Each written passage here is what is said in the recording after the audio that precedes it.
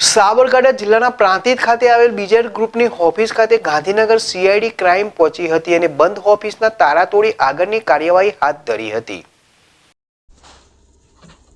પ્રાંતિજના પલાચર ખાતે રહેતા રોકાણકાર સુરેશભાઈ વણકર દ્વારા બીજેડ ગ્રુપના સીઈઓ ભૂપેન્દ્રસિંહ પરબતસિંહ ઝાલા ગામ અડપોદરા તાલુકો હિંમતનગર જિલ્લો સાબરકાંઠા તથા નિકેશ પટેલ ગામ કતપુર તાલુકો પ્રાંતિજ જિલ્લો સાબરકાંઠા વિરુદ્ધ નામજોગ ફરિયાદ તથા એજન્ટ તથા તપાસમાં મળી આવે તે લોકોની ફરિયાદ સામે ફરિયાદ કરી હતી।